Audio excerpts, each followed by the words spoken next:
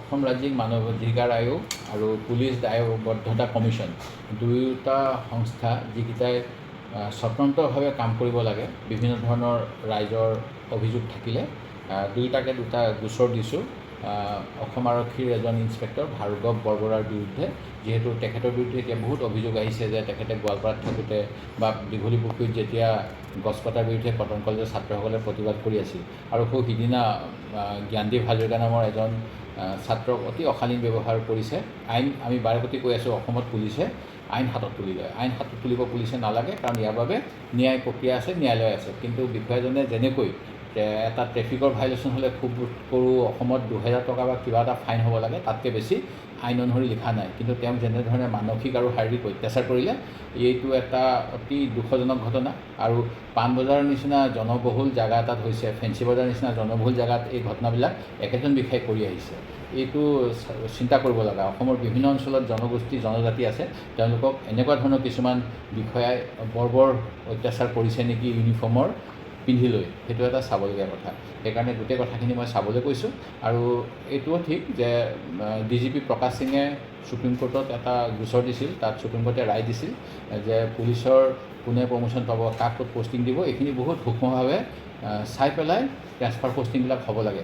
অসমত এনেকুৱা হৈছেনে নাই নাজানো, সেই গতিকে এই কথাবিলাকৰো জবাবদিহি হ'ব লাগে।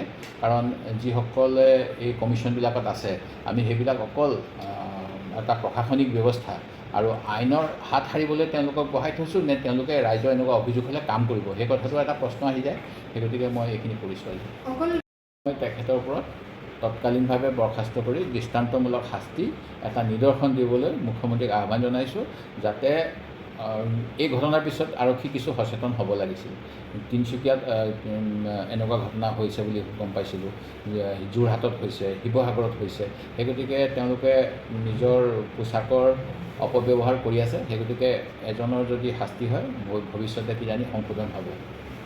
দিৱস, সেই প্ৰেছ দিৱসৰ দিনাখন অসম আৰক্ষীয়ে মোৰ সমষ্টি নাজিৰাত ONGC কলনীলৈ আইডেণ্টিটি কাৰ্ড থকা দুজন সাংবাদিক যাব লওঁতে তেওঁলোকক অশালীন ব্যৱহাৰ কৰাৰ উপৰিও তেওঁলোকক মাৰিবলৈ বন্দুক উলিয়াই লৈছিল বুলিও অভিযোগ পাইছোঁ। আৰু ঠিক তেনেকৈ যোৱাকালি যোৰহাটত এগৰাকী মহিলাৰ সন্তানকো অপব্যৱহাৰ কৰিছে, এগৰাকী মানে অশালীন ব্যৱহাৰ কৰিছে, অত্যাচাৰ কৰিছে এগৰাকী আৰক্ষীয়ে।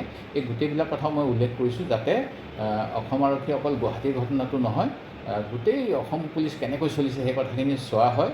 আৰু এটা দৃষ্টান্তমূলক শাস্তি মই কামনা কৰোঁ, কাৰণ এনেকুৱা কৰিলেহে বোধ কৰোঁ পুলিচে অলপমান ৰাইজৰ কথা চিন্তা কৰিব। যদিও তেওঁলোকৰ জনহিতাৰ্থে জনসেৱাৰ্থে বুলি লিখা থাকে।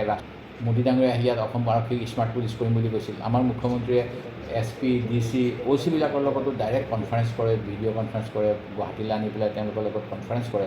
তাৰপিছতো তেখেতৰ আহ্বান যে পুলিচৰ এটা মানৱীয় গুণ থাকিব লাগে, মানৱীয় দিশ থাকিব লাগে, তাৰপিছতো এনেকুৱা ঘটনা অহৰ্নিশে হৈ থকাটোত বিষয়াসকলৰ মনিটৰিঙৰ অভাৱ নে তেওঁলোকৰ ৰাজনৈতিক পৃষ্ঠপোষকতা আছে। অসমত বিভিন্ন ধৰণৰ আন্দোলন হৈ আছে। আন্দোলনবিলাক যদি এনেকুৱা দমন কৰি পুলিচে ৰখাব বিচাৰে, তেতিয়াহ'লে গণতন্ত্ৰ ধ্বংস হ'ব। সেই গতিকে মই দুয়োটা কমিশ্যনৰ হস্তক্ষেপ বিচাৰিছোঁ।